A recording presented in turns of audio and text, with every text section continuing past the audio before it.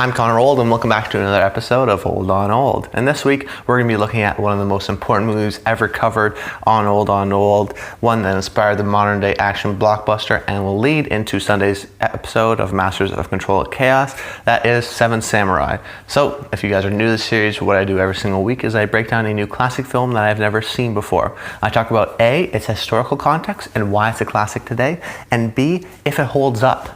Because I'm seeing these movies for the first time, I have a unique position of seeing if these movies that are deemed classics actually hold up to a modern day sort of viewpoint, and what sort of is dated and what's not, and why is it sort of sustained as a classic, and sort of see the influence and it has on modern day movies. And this one in particular has an incredible influence on modern day movies. It practically created the formula for the modern day action movie. You've seen this movie before, even if you haven't thought of it before. It's been remade and sort of re-influenced so many different times because it is a classic formula of these guys coming together and sort of going on a mission or sort of defending a place. We've seen this in the sort of a kind of a pseudo remake in The Magnificent Seven, and then there was a remake of that movie, The Magnificent Seven. I've actually gone sort of backwards, starting with the 2016 Magnificent Seven, and then I saw, as a kid, I saw Bug's Life, which is very much inspired by this. There's always some inspiration I've seen before, and then I saw the Magnificent Seven 1960 version, and now I'm finally here at the source where it was created, and it's really taught me a lot about film and how the story is told and how one story can be told in so many different ways, and that's really truly a timeless and a classic story. And for me, I think this is kind of, from the historical context, is the part where it is I guess you could say, a second or a third inspired movie. This is what I do a lot on a lot of these classic film episodes, right? I'm seeing movies that inspired some of my favorite movies and seeing what inspired them, and sort of going backwards in time. And this one inspired a lot of movies. You could say something like The Avengers was inspired by Star Wars, but Star Wars was inspired by Seven Samurai, right? So you sort of go back and see some of your favorite movies. What are those inspirations? And Seven Samurai is the genesis for a lot of these movies, because of many reasons which I'll go into as to does it hold up. But from the historical context, it really is one of the most important movies, and a movie that I recommend at least to everyone, just for the historical context, because it's interesting to see, and especially even what I did, which is see one story and see how it's done one way, and then sort of see the genesis of it and see how it's told in a completely different way, and arguably a better way. So, does it hold up? I think ultimately it does. But that doesn't mean it's an easy watch. This movie is 3.5 hours long. It's a long watch, and it's a tough watch because it's not an easy sort of light-heart comedy, right? It's very much a drama first before it's an action movie. It's very heartbreaking, and there's some really tough scenes, but I think ultimately, from a historical context and what I've learned from ultimately, it does get that recommendation because it's so important to it.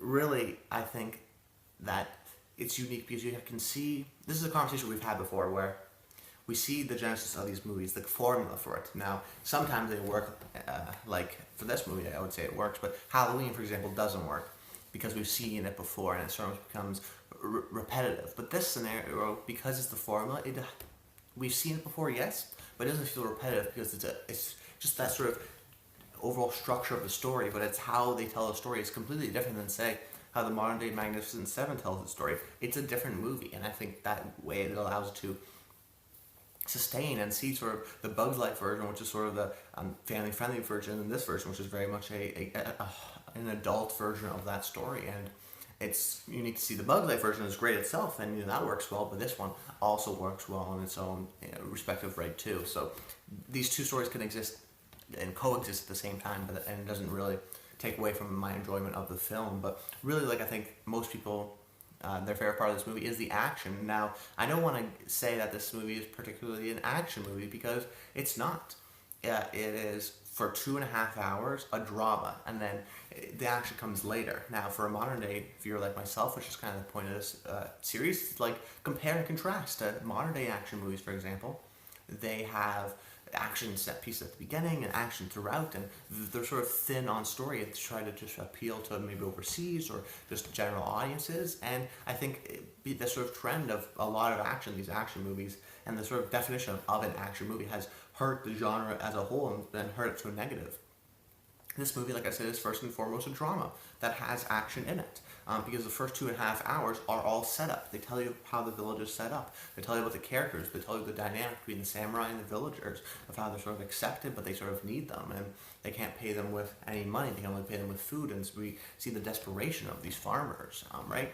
And we see that sort of dynamic, and we get the sort of relationship with someone like Toshiro Miyafune's character and his relationship with other samurais, and the sort of relationships and the dynamics between the group, and we understand other characters and their sort of love relationships, possibly people in the villagers.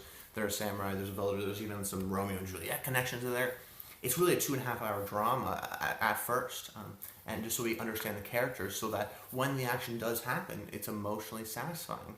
I liken it to, say, Friends, where if you watch, was it 9 or 10 seasons of Friends, and then in the last episode, Ross gets pulled in an alleyway, and someone draws a knife on him. I've never seen Friends, so I don't know if this happens, but you'd be so emotionally invested because you know this guy, you've lived with this character for 10 seasons, hours and hours, and now all of a sudden he's in this terrible situation. I mean, Avengers: Infinity War had the same thing. Spoilers, but this is a culmination of seeing all these movies, and because they're facing up against the Thanos, which is the hardest villain yet, you don't know the consequences. Anyone's life is at danger, so you have this automatic connection because you know these characters. You don't want to see bad things happen to them, right? So we see this throughout modern day filmmaking, and I think the Avengers works well because you have to, we'll say, watch all the movies before to get this one, which is kind of like almost like a modern day TV show in that sense. But Seven Samurai does it beautifully because it spends 2.5 hours with these people before we even get into any action. So the emotional consequences, the stakes are so much higher because we don't want anything bad to happen to these guys because we know these guys. But aside from the emotional weight of the action, you also have an incredibly filmed action. Kurosawa used very unique techniques at the time, like telephoto lenses, which sort of makes the characters seem like they're running faster, and we see a lot of new area as he sort of pans the camera.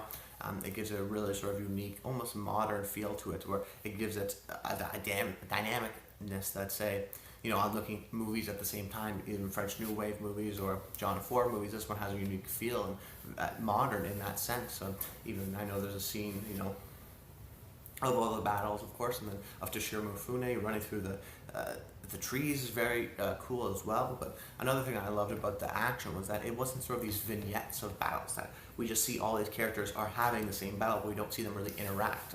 This is like the Lord of the Rings, where there's a battle going on here, but then we see battles going on in the background, sort of individual things that are going on, and two people teaming up on one and one people not, and we see it sort of almost as a group. And I think that really gives it sort of a chaoticness and a franticness that really adds to the battles. But so you have this incredible drama that makes you care for the characters, and then this satisfying action that happens in the next half-hour movies. Now, you say, Connor, there's 2.5 hours of all setup. Will I be bored by the drama? I don't think so. Mostly because of Toshiro Mifune's character. I'm forgetting his name, unfortunately, but I don't think I can pronounce it.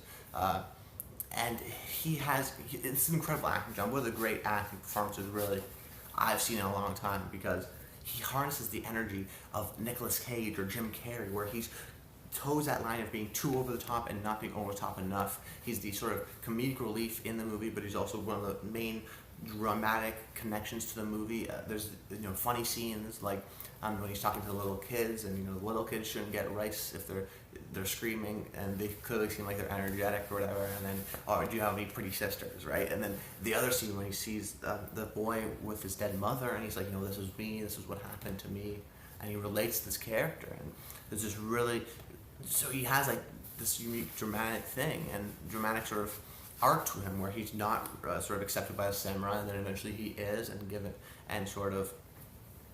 given his respect ultimately in the battle. So I think that not only is that great in terms of the drama, but like I said, that sort of relationship between the villager and the samurai, and how you can take so much out of it, because the dynamic is sort of that the villagers need the samurai, but at the end of the day, the samurai don't win, the villagers win because they were protecting the samurai. And what is the loss of war, or even going back to a place that you grew up, but now you feel out of there because you live somewhere else for a while. You feel like disconnected, like you were a part of this community, but now you're not. And there's so many different unique ways you can sort of understand this dynamic. So there's the dynamic between Toshiro Mifune and the samurais, and the dynamic of the samurais within one another, and the dynamic between the samurais and their love interests, and the dynamic between the samurais and their lives and the dynamic between the samurais and the villagers, and there's so many relationships going on, and there's really a lot to explore. There's so much depth in each shot. Akira Kurosawa has incredible sort of people in the foreground and the things going on in the background. There's never a wasted shot. This is really a movie that can be studied, and a movie I really enjoyed despite it being a tough watch. And I don't know how much I'm going to rewatch this movie over and over again. Like, I don't know. It is a tough watch, but I think it still is a recommendation for the historical context. Maybe it doesn't reach you, but I think to learn anything about action movies today, or how action movies were sort of classified as action movies, or even how to tell these really sort of great classic, timeless stories. It's timeless because we've seen, a 2016 remake of the movie practically, only a couple of years ago. So this is a story that's one of the most important movies I've ever covered on Old On for its influence, something like the good, bad, and the ugly. And it's a tough movie to watch, but I think ultimately it's a recommendation for me, and I think you should seek it out. So anyways, guys, I'm Connor Roll. Make sure you like the video, comment below, let me know some of Old On Old movies you want me to cover, and maybe some next people. Of course, I said on Sunday, Masters of Controlled Chaos is going to be Akira Kurosawa. That's why I did this video. Make sure to check out that video. It's going to be a long one. It's going to be a great one. I'm super excited to film that one. I'm Connor Old, and until next time, stay tuned.